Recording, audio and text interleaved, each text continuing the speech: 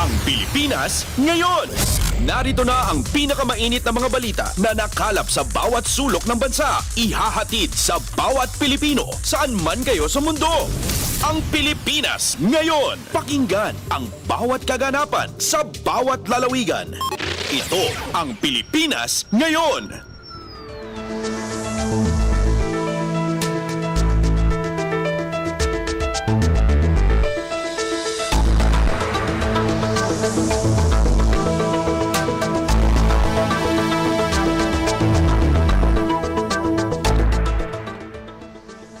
Magandang araw po sa ating mga tagapakinig.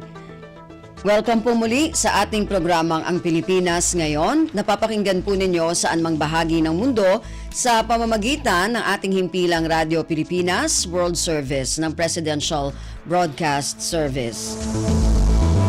Napapakinggan po tayo sa mga sumusunod na shortwave frequencies sa 9.960 MHz, 12.120 MHz at 15.190 MHz. Ako po si Ven Blones. Samahan po ninyo ako sa kabuuan ng ating programa ngayong araw na ito. Kapapalooban pa rin po ng ilan sa mga mahalagang balita mula dito sa ating bansa. Kasama na ang mga segmentong business, sports, showbiz at ang mga ulat mula sa iba't ibang rehiyon at lalawigan dito sa Pilipinas para sa ating regional news. Samantala, nais po namin kayong imbitahin na bisitahin ang ating Facebook page, ang Radyo Pilipinas World Service. Paki-follow, like at share na rin po. Ang tabayanan, sa inyo na sa ilang sandali ang kabuuan ng ating programang Ang Pilipinas Ngayon. Mga kaganapan sa Kamaynilaan at mga kalapit na lalawigan dito sa Ang Pilipinas Ngayon.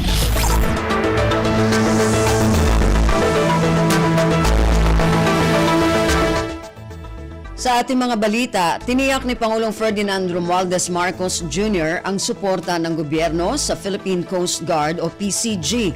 Ito ang pahayag ng Pangulo sa gitna ng iba't ibang hamon at misyon na ginagampanan ng PCG na maprotektahan lamang ang bansa. Ayon kay Pangulong Marcos, kasangga ng PCG ang gobyerno at alam ng pamahalaan kung gaano kahirap ang ginagawang responsibilidad ng ahensya para sa bayan. This administration reaffirms its support to efforts that will improve your fleet and our air assets as well, to maritime domain awareness, weapons capability, and necessary infrastructure development. This will boost your capacity to respond to any operations. Be assured, you're never alone in carrying the weight of this mission. Kasabay nito, pinuri ni Pangulong Marcos ang serbisyo ng PCG sa bansa.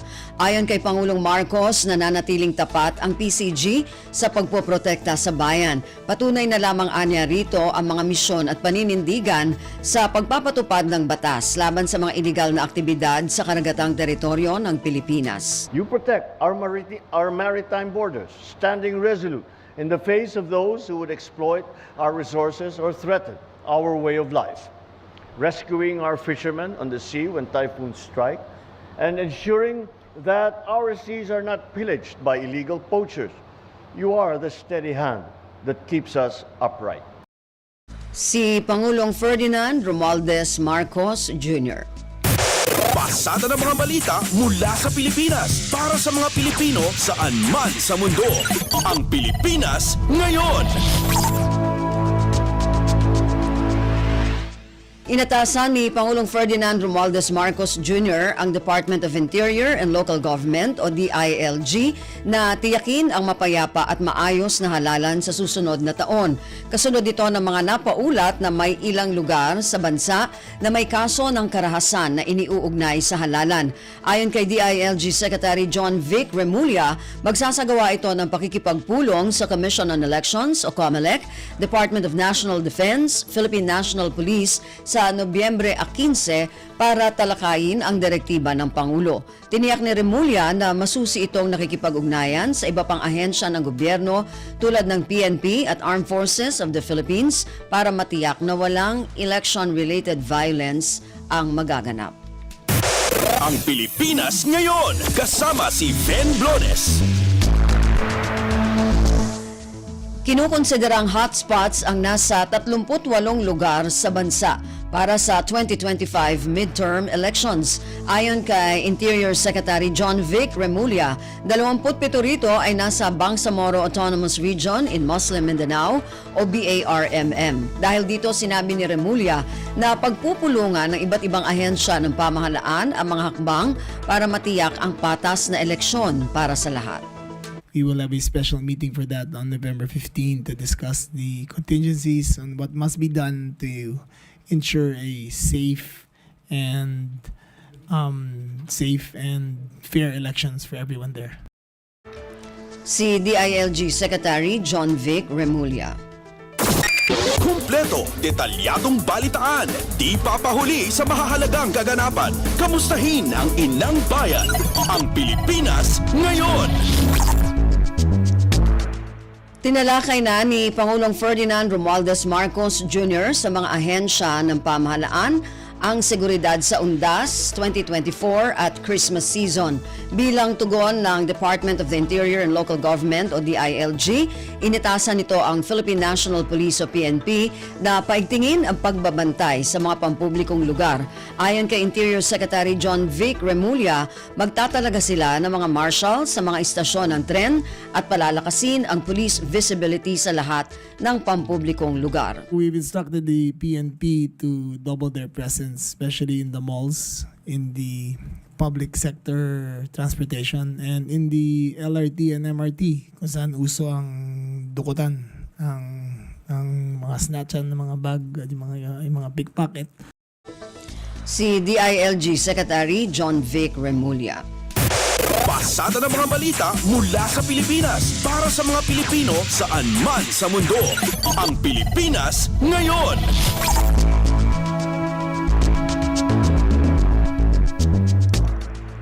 Pinakikilos na ng Department of the Interior and Local Government o DILG ang lahat ng lokal na pamahalaan laban sa Bagyong Christine. Tugon ito ng ahensya sa direktiba ni Pangulong Ferdinand Romualdez Marcos Jr. na ihanda ang bansa sa lakas ng bagyo. Ayon kay DILG Secretary Juanito Victor John Vic Remulla, lahat ng LGUs at Civil Defense ay nakasubaybay na sa sitwasyon. Anya, maging ang evacuation areas at relief goods ay nakahanda na. All local government units, all civil defense units have been alerted, and I think we're prepared. Si DILG Secretary John Vic Remulla. Ang Pilipinas ngayon, kasama si Ben Blones. 76 na mga pantalan kanselado ang operasyon dahil sa Bagyong Christine. Ayon sa Philippine Coast Guard o PCG, umaabot sa 5,084 na mga pasahero, driver at pahinante ang stranded sa mga pantalan sa buong bansa bunsod ng kanselasyon. Ang detalye ng balitang ito mula kay Michael Rogas. Umaabot na sa 3,772 na mga pasahero, drivers at pahinante ang stranded sa 64 na mga pantalan sa buong bansa dahil sa Bagyong Christine. Ayon sa Philippine Coast Guard, kinansela ng mga nasabing pantalan ang kanilang operasyon bunsod ng epekto ng sama ng panahon. Maliban sa mga stranded na pasahero, drivers at pahinante, nakakubli rin sa mga pier ang 688 na mga rolling cargos, 36 na mga vessel at 156 na mga motor bangka. Namigay naman ng pagkain ng Philippine Port Authority sa mga stranded na mga pasahero. Ito si Michael Rogas para sa Radyo Pilipinas.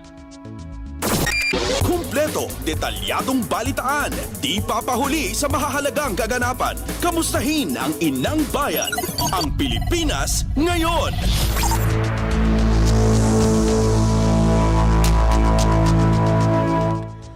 Patuloy ang isinasagawang pagkarga at repacking ng Philippine Food Packs o Family Food Packs o FFPs ng mga tauhan ng Department of Social Welfare and Development o DSWD at volunteers sa National Resource Operations Center sa Pasay City. Ito ay upang masigurong magiging sapat ang stock sa mga bodega ng DSWD bilang paghahanda sa epekto ng Bagyong Christine. Ayon sa DSWD, nakikipag-ugnayan na ang kanilang field offices sa lahat ng mga tanggapan ng lokal na pamahalaan na dadaanan ng bagyo para sa mabilisang pagpapalagay pagpapadala ng mga kakailanganing tulong. Samantala, hanggang Oktubre 23, umakyat na sa higit 100,000 pamilya o 450,489 na individual mula sa 7 rehiyon ang naitala ng DSWD na apektado ng Bagyong Christine. Pasada ng mga balita mula sa Pilipinas para sa mga Pilipino saan man sa mundo. Ang Pilipinas ngayon. Ipagpapatuloy ng Department of Justice o DOJ ang investigasyon sa posibleng pananagutan ni Vice President Sara Duterte sa banta nito na huhukayin at itatapon sa West Philippine Sea si dating Pangulong Ferdinand E. Marcos Sr. Ayon kay Justice Secretary Jesus Crispin Remulla, para sa isang tao na may hawak na isa sa pinakamataas ang posisyon sa bansa at kalihim ng Department of Education, nakakagulat at nakababahala dahil nakasalalay sa kanya ang kinabukasan ng mga kabataan at ng taong bayan. Anya, makikita sa pahayag ng ikalawang Pangulo na hindi ito nasa tamang pag-iisip at hindi karapat-dapat para sa bayan. It's just shocking. And we just leave it at that. I think that we all know the score on what kind of vice president we have, how seemingly unstable her mind can be. And this country does not deserve a future with a kind of person like this. Si Justice Secretary Jesus Crispin Remulla. Kumpleto, detalyadong balitaan, di papahuli sa mahahalagang kaganapan. Kamustahin ang inang bayan, ang Pilipinas ngayon. Pinalakas pa ng Armed Forces of the Philippines o AFP ang kanilang presensya sa West Philippine Sea o WPS sa ilalim ng Comprehensive Archipelagic Defense Concept. Ayon kay AFP spokesperson Colonel Francel Padilla, matagumpay ang pagsasagawa ng 2 sea lift missions, 14 na maritime patrols, 2 rotation at resupply mission at tig-isang maritime surveillance at medical evacuation. Isinagawa ang mga ito mula Oktubre 1 hanggang Oktubre 18. Sa press briefing sa Camp Aguinaldo, sinabi ng Navy spokesperson for the West Philippine Sea, Rear Admiral Roy Vincent Trinidad, na naganap ito sa siyam na maritime features ng bansa sa loob ng kanilang exclusive economic zone. Inaasahan din na darami ang mga multilateral maritime activities o joint patrols kasama ang mga kaalyadong bansa sa mga susunod na araw. Gayunman, tumanggi si Trinidad na iugnay ang kanilang mga pagpapatrolya sa pagkawala ng untoward actions ng China sa AFP mula na magpakawala ito ng flares sa eroplano ng Air Force sa Bajo de Masinloc. Pasada ng mga balita mula sa Pilipinas para sa mga Pilipino saan man sa mundo. Ang Pilipinas ngayon. Ganap na alas 8:38 ng umaga, araw ng Miyerkules, inilabas sa Philippine National Police o PNP Custodial Center sa Campo Crame ang convoy kung saan pinaniniwala ang sakay si Kingdom of Jesus Christ founder Apollo Kibuloy. Patungong Senado ang convoy na kinabibilangan ng 4 na sasakyan kung saan sinasabing sakay si Kibuloy kasama ang isang ambulansya mula sa PNP General Hospital. Bantay sarado rin ang mga tauhan ng Special Weapons and Tactics o SWAT team ang convoy ni Kibuloy bilang bahagi ng mahigpit na seguridad. Bago nito, dumating muna sa Custodial Center ang abogado ni Kibuloy na si Attorney Israelito Torion. Matatandaan ng kinatigan ng Pasig City Regional Trial Court o RTC Branch 159 ang hirit ng Senate Committee on Women, Children, Family Relations and Gender Equality na paharapin si Kibuloy, gayon din ang mga kapwa-akusado nito sa pagdinig ng Senado. May kaugnayan nito sa mga paglabag ng pastor at mga kasamahan nito na siyang dahilan kaya sinampahan ng mga kasong child abuse at qualified human trafficking. Kumpleto, detalyadong balitaan, di papahuli sa mahahalagang kaganapan. Kamustahin ang inang bayan, ang Pilipinas ngayon.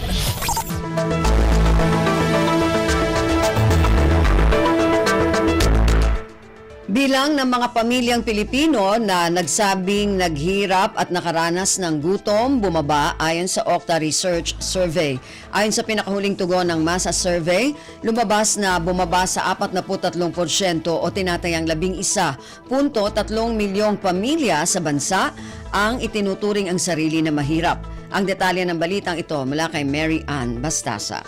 Bumaba ang bilang ng mga pamilyang Pilipino nagsabing sila ay naghirap at nakaranas ng gutom sa ikatlong quarter ng 2024 batayan sa resulta ng Okta Research Survey. Sa pinakahuling tugon ng Masa Survey, lumalabas na bumaba sa 43% o tinatayang 11.3 milyong pamilya sa bansa ang itinutuloy ang sarili na mahirap. Nasa 5% agwat yan mula sa 48% self-rated poverty noong Hunyo. Ayon sa Okta, kumakatawan ito sa nasa higit 1 milyong pamilya na nakaalis na sa kahirapan. Sa kabuuan, bumaba naman sa 7% ang self-rated poverty sa Balance Luzon at 17% sa Mindanao. Samantala, bumaba rin sa 11% o katumbas ng 2.7 milyong pamilya ang nakaranas ng involuntary hunger sa ikatlong quarter ng 2024. Mas mababa rin ito ng 5% kumpara sa 16% na self-rated hunger noong second quarter ng taon. Naitala naman sa Mindanao ang may malaking pagbaba ng self-rated hunger. Isinagawa ang tugon ng Masa Survey mula August 28 to September 2 sa nasa 1,200 respondents nationwide. Ito si Meron Bastasa para sa Radyo Pilipinas. Pasada ng mga balita mula sa Pilipinas para sa mga Pilipino saan man sa mundo. Ang Pilipinas ngayon.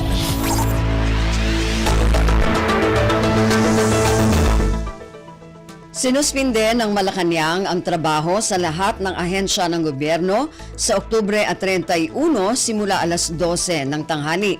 Ayon sa Malacanang, magbibigay ito ng mas mahabang panahon sa pagunita ng undas. Maaari rin nila itong gawing pagkakataon para makabiyahe ng maaga sa kanilang mga probinsya. Bukod pa rito ang pagsusulong ng turismo. Samantala, hindi kasama sa anunsyo ang mga trabaho sa ospital, disaster o calamity preparedness at iba pang pinakamahalagang serbisyo. Samantala, nakadepende na sa pamunuan ng pribadong sektor ang kanilang desisyon. Ang Pilipinas ngayon, kasama si Ben Blones.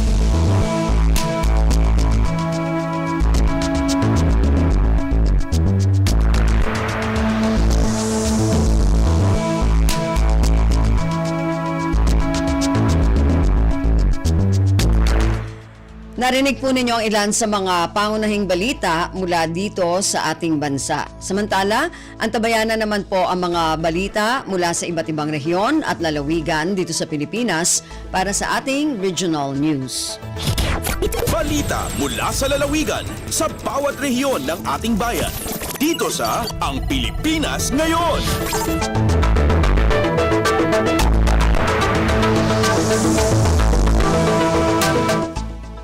Dumako na tayo sa ating regional news. Unahin natin ang mga balita mula sa rehiyon ng Luzon, mula sa Dagupan. 14 na lugar sa Pangasinan posibleng maapektuhan ng storm surge dahil sa bagyong Christine. Ang detalye ng balitang ito mula kay Ruel de Guzman. 14 na lugar at luyag na Pangasinan sunayarin na apektuhan na storm surge lapod epekto na bagyong Christine. Unong udsay PDRMO Pangasinan kay iba sa Ryan Pasong Soare Balay na Agno, Anda, Bani, Binmalay, Budinaw, Burgos, Dasul, Infanta, Labrador, Lingayen, San Fabian, Sual, tan Are Syudad na Alaminos, tan Dagupan. Panagpanunot na PDRMO sa storm surge dyan Pangasinan at nayarin unabot na sakay o Duaran Metro tan Saragton Makadaral na Are Abong tan arumniran infrastruktura ya Singgar at Saray Baybay. Ni Pakaransaya, kinarula na abitan opisina supika kasakay na publiko ampyan na iwasan niya walare na disgrasya lapo at saya. Karodan unlikas laray manayam at saray coastal area sa Tampol antis ni yaman maliw ya mas delikado lay sitwasyon. Malalapod RP Dagupan, Shak Sirwal de Guzman para Radyo Pilipinas World Service. Balita mula sa lalawigan sa bawat rehiyon ng ating bayan. Dito sa Ang Pilipinas Ngayon.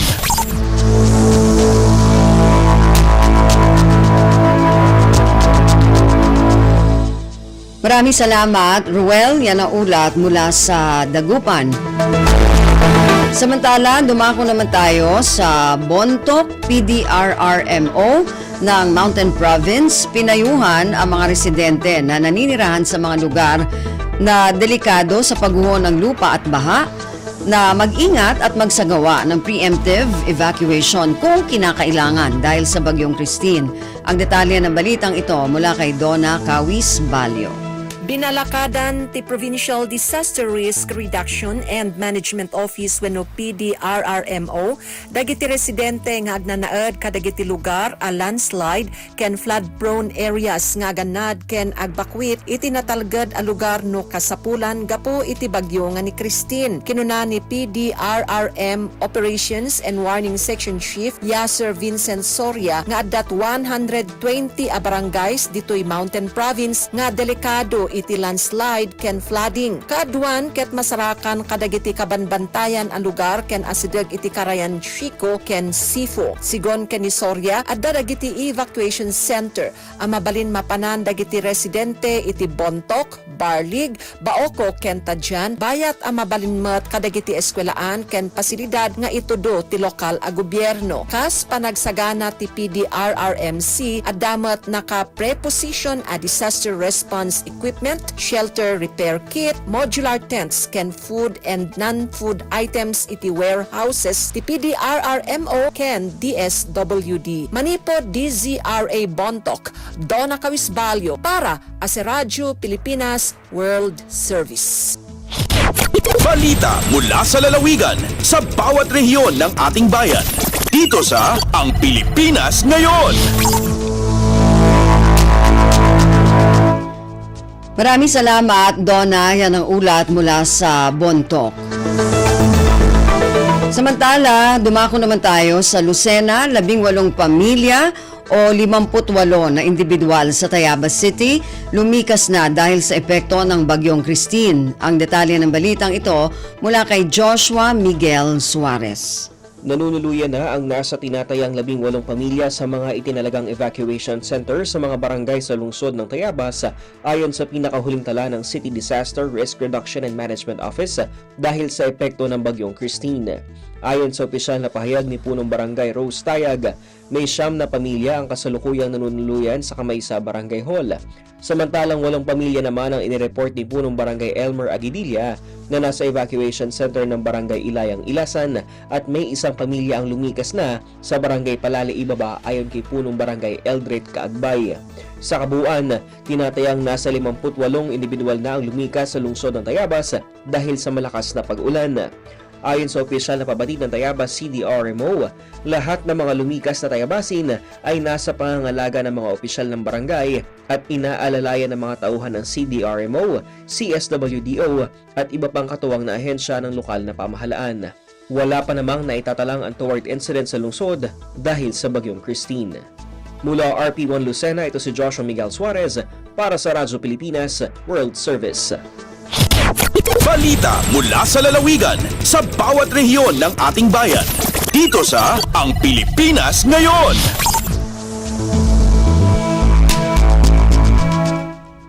Maraming salamat, Joshua. Yan ang ulat mula sa Lucena. Samantala, dumako naman tayo sa Palawan. Vice President Sara Duterte dapat humingi ng tawad sa pamilyang Marcos ayon sa tagapagsalita ng alkalde ng Nara, Palawan. Ang detalye ng balitang ito mula kay Goody Sarsagat. Kaministran nga magtadunggan si Vice President Sara Duterte sa anang mga ingkukong batok sa Pangulong Bongbong Marcos ig sa anang ama na si dating Pangulong Ferdinand Marcos Sr. Sigon ki Jojo Gastanes, spokesperson ni Mayor Jen Di Danao, iyang munisipyo ng Nara sa Palawan, bukan lamang sa pagpegang sa maraot nga mga bisara kami tirandang magpakitaw i depensa sa mga Marcoses ang Vice Presidente. Pero siguro naging motion na lamang ang opisyal, pero ang mga tuladan mga bisara nga anang ingkon sanang ingpatawag nga press briefing ay bukan takis sa isarang may matas nga posisyon sa gobyerno. Nagaparit da si Gastanes nga mamaayos da ang tanan kung magagatiner nga matandes nga arampangan sa tingay ang darwa kamatas nga opisyal ang nasyon. Alinigi sa Puerto Princesa City, Palawan, Goody Sarsagat para sa Radyo Pilipinas World Service. Balita mula sa lalawigan sa bawat rehiyon ng ating bayan. Dito sa Ang Pilipinas Ngayon.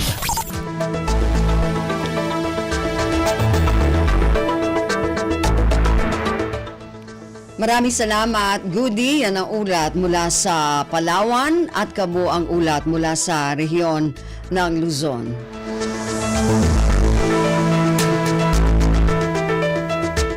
Samantala, dumako naman tayo sa rehiyon ng Kabisayaan mula sa Calbayog. Samar National School student researchers nakakuha ng gold medal sa Science Castle Asia 2024 sa Malaysia. Ang detalye ng balitang ito mula kay Suzette Pretencio.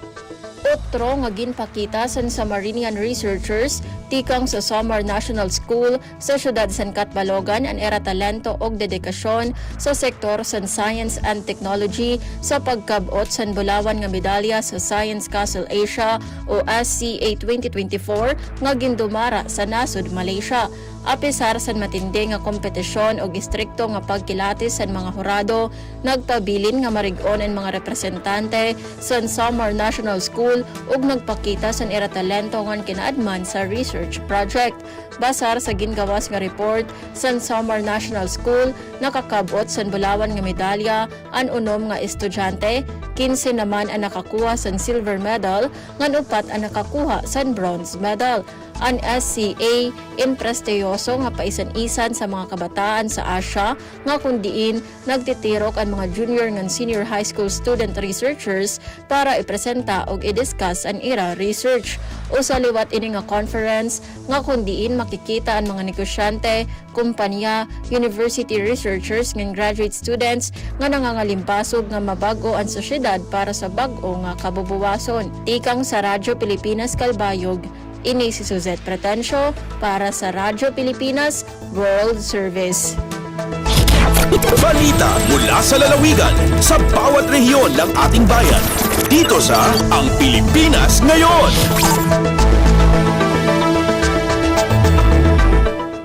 Maraming salamat, Suzette. Yan ang ulat mula sa Calbayog at kabuuan na ulat mula sa rehiyon ng Kabisayaan. Samantala, dumako naman tayo sa rehiyon ng Mindanao mula sa Tandag. Mga miyembro ng Motherly Association for River Initiatives Towards Environmental Sustainability o Marites sa lungsod ng Tandag sumailalim sa pagsasanay. Ang detalye ng balitang ito mula kay Raymond Aplaya. Nagapadayon kay ron ang gipaygayon nga training o pagbansay sa mga kababaihan ng syudad sa Tandaga nga mga miyembro sa Marites o Motherly Association for River Initiatives Towards Environmental Sustainability. Sa interview sa Radyo Pilipinas Tandaga, gibutiyag ni Lorna Novo, ang City Cooperative Development Officer ng syudad, nga kasamtangan kining gipaygayon sa training center sa Mayloha, sakop sa Barangay Mabwa. Sumala pa nga gitudloan ng mga partisipante nini mahitungod sa pagpanahi. Ipasugdahan kini sa usa ka kooperatiba kabag ang Technical Education and Skills Development Authority o TESDA Surigao del Sur ug ang lokal nga pangamahana na pinagi sa City Cooperative Development Office. Gilauman nga pinagi sa maong training, matabangan ang maong grupo sa mga kababaihan diha sa ilahang panginabuhi. Gikan sa Radyo Pilipinas Tandaga, kini si Raymond Aplaya alang sa Radyo Pilipinas World Service. Balita mula sa lalawigan sa bawat rehiyon ng ating bayan. Dito sa Ang Pilipinas Ngayon. Maraming salamat, Raymond. Yan ang ulat mula sa Tandag. Samantala, dumako naman tayo sa Hulo. Philippine Coast Guard, Western Sulu, hindi nakapagtala ng anumang maritime incident sa kabila ng sama ng panahon na nararanasan sa lalawigan dulot ng Bagyong Christine. Ang detalye ng balitang ito mula kay Fatma Gino. Wayroon kaya lista, unoon nga dini sa aramhalaha karakatan at ang maritime incident, sinday nga Philippine Coast Guard Western Sulu, bisan paon si Modunos pa Philippine Area of Responsibility, ang Minunos Cristina. Banga doon nga Hawaii Commander Makaradat Udins in PCG Western Sulu, wayroon mga reported at wapyag kasuwi nagkalunod na karakatan sa akupan nila da sinahunos Cristina.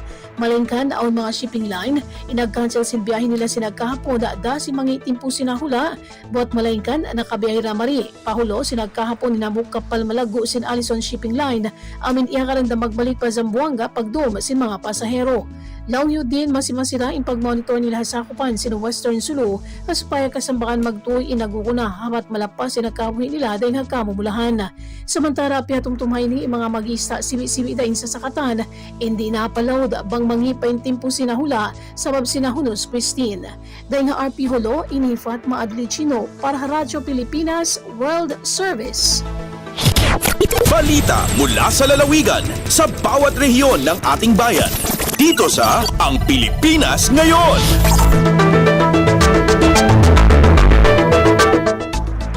Maraming salamat, Fatma. Yan ang ulat mula sa Holo at kabuuan na ulat mula sa rehiyon ng Mindanao.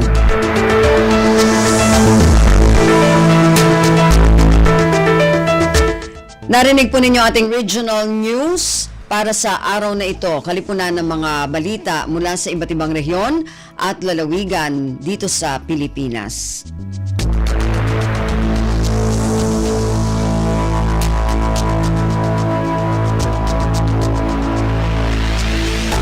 At yan na po ang kabuuan ng ating programang Ang Pilipinas Ngayon. Magpapasalamat muna tayo sa mga nakasama natin sa ating programa ngayong araw na ito. Sa ating technical side, kina Milo Jonella, Susan Aison at Anthony Pimentel. Maraming salamat din sa ating mga executive producer, kina Stephanie Vicente at Jerome Toledo, at sa mga kasamahan natin na nag-ulat mula sa iba't ibang rehiyon at lalawigan dito sa Pilipinas, at sa ating station manager na si Mr. Ray Sampang.